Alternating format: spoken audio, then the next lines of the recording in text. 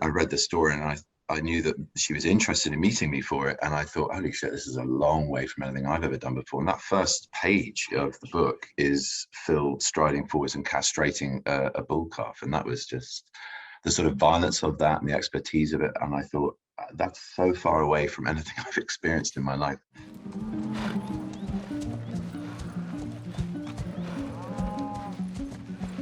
You know what we should do? What's that? Go camping again in the mountains and shoot ourselves some fresh elk liver.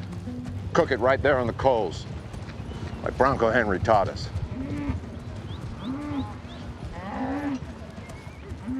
You got a sore gut?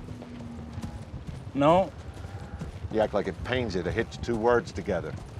Well, I really loved the relationship between, all the characters. I found that quartet of characters really interesting, and how it changed the dynamic and the power between them all, like starting with the two brothers living in this, 16-room house, but sharing a bedroom, even when, Phil Burbank's like 40 years old, or more. And I just couldn't kind of believe how beautifully strange it was.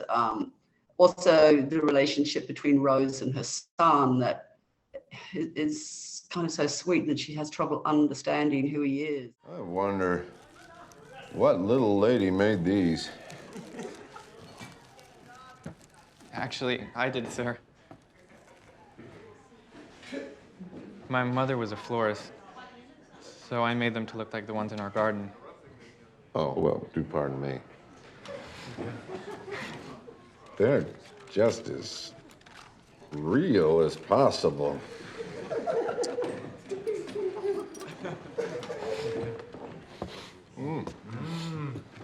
Now, gentlemen, look, see, that's what you do with the cloth.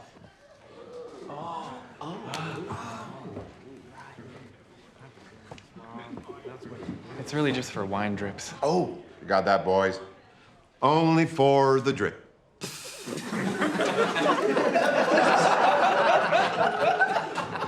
Now get us some food. I loved that the sort of moment that the whole four characters really took off was at the Red Mill, when Phil starts to humiliate Peter about the paper flowers he made. And I love things like paper flowers, so like I was absolutely hooked by that too.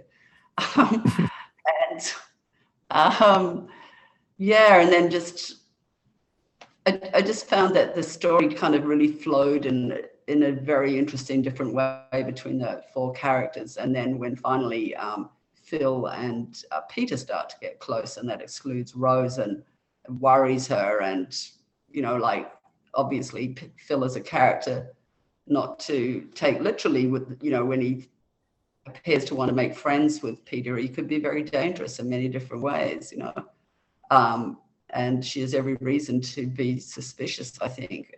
But I loved how the story kept evading your best expectations and bringing it home in a way that felt true and yet surprising, which is, I think, the best quality of a great story. It was very far from my comfort zone, and I wanted to do it. I mean, I've got a bit of a foolhardy attitude when it comes to what makes me feel safe and what's dangerous. I like to try and push myself into terrain that's unknown to me. It came first of all, though, with the bait of Jane. I mean,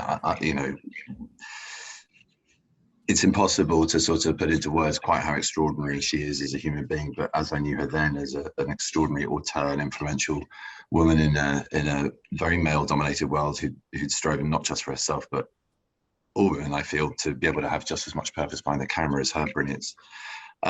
She was an inspiration to watch, an inspiration to follow. I read the story and I knew that she was interested in meeting me for it. And I thought, holy shit, this is a long way from anything I've ever done before. And that first page of the book is Phil striding forwards and castrating a bull calf. And that was just the sort of violence of that and the expertise of it. And I thought, that's so far away from anything I've experienced in my life. And then the rich layer of his complexity as a character, just the amount to delve into, the amount to explore and excavate, and to do that with one of the most masterful filmmakers alive today. It's just a no-brainer. I mean, it's scary, yes. It's a long way from feeling certain about what to deliver and how I'm going to get there. But Jane and the production were incredibly helpful with easing all my insecurities, whether it was about banjo, horse riding, the whole kind of alpha male of it all.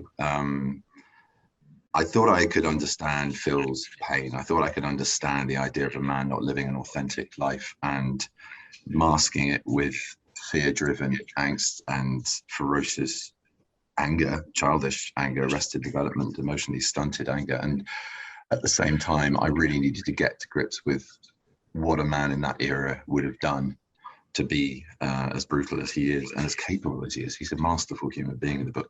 That's a very daunting part of him, just quite how good he is at everything, from whittling to whistling to banjo playing to roping and braiding and etc. It goes on and on.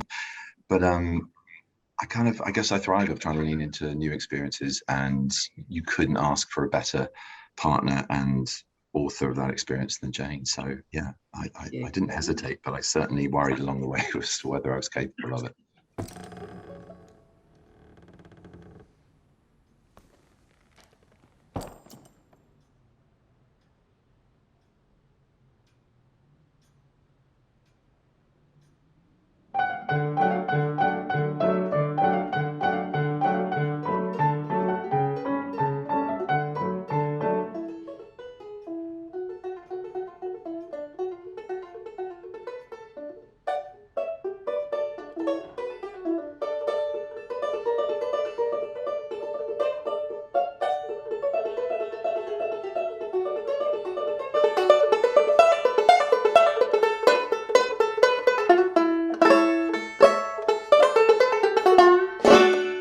Benedict and I, we made the choice not to talk to each other during filming, which helped a lot. I mean, for his character, for me, for the environment of the set, to be honest, I think it influenced everyone in a way. So the fact that we don't have many scenes together just meant that, you know, I just created whatever that fear was for me, that the amount of fear or the being trapped in your bedroom and having that feeling of not wanting to escape. And Rose is constantly in a cycle of like being hungover or being drunk again. You know, it's like a very mentally, she's, you know, deteriorating kind of in that bedroom. So really, you know, it's just about creating what that is, you know, what brings that out for myself in being able to portray Rose. So because a lot of it we do, it's a dance, but it's a dance, you know, in other rooms, you know what I mean? So whatever that was for Benedict, for myself, we kind of had to create that, you know, by ourselves, I think. Don't think. 1, 2, 3, to the side. 1, 2, 3, and back. 1, 2, 3. Told you I'd teach you.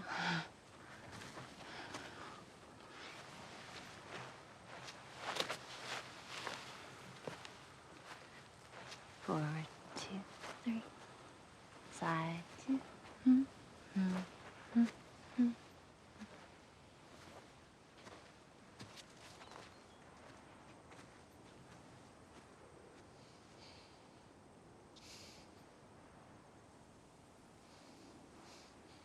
What is it, George?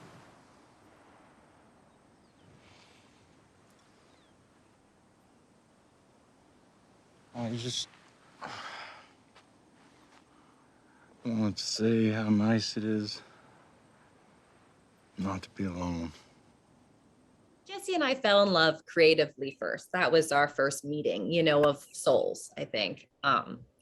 And so, you know, there was definitely an intimacy.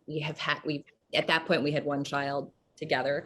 So that, you know, there's a way that we had to be more reserved with each other, but the chemistry is great because it's naturally there and that works for the film. And I think there's definitely something in Rose and George. I think there's a loneliness and something that really connects their souls. And to me, working with Jesse is he's such an incredible actor. It's very easy. We just have to really be present with each other and listen. And it's not, it's very easy to act with Jesse. And, but yeah, it was just, I felt like it had to be delicate, much more delicate than the way we are together. You want me, Mr. Burbank? I don't see any Mr. Burbank here. I'm Phil. Yes, Mr. Burbank. I guess it's hard for a young'un like you to call an old fella like me just plain Phil. At first. Now come and take a look at this. You done any braiding or plaiting yourself, Pete? No, I never have, sir.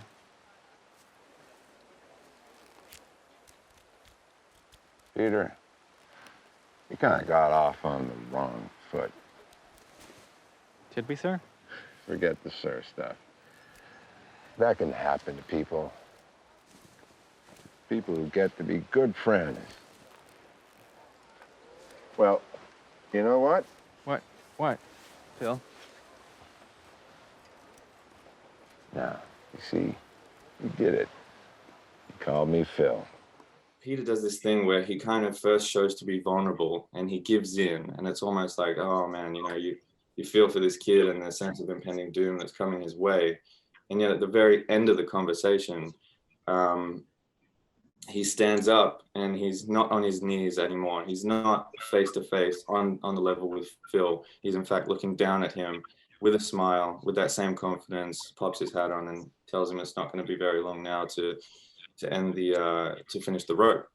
So yeah, I mean, there was a lot to go into and to play with behind all of those words and everything that it conveys. And I just love that about Peter. I mean, that seemed to be a returning kind of, forgive me for lack of better words, a returning kind of experience with Peter.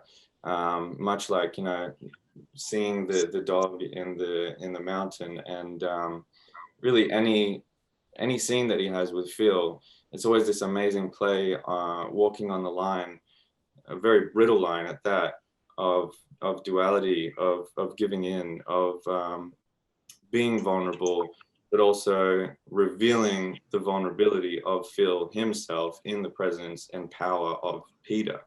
There's a lot to think about there, and it was quite, I guess, daunting in reading the script, because I was falling in love with the beauty of this challenge. And I find if I find something daunting, if I find something kind of scary, it means that I can transmute that sensation into excitement and challenge and reward. So that's what Peter represents for me. That's what that scene's about. The fact that he has this little, or not little at all, it's a huge puzzle piece to who Phil is that no one else has, that is resembled not only in knowledge, but in the physical experience of literally being in his sacred place.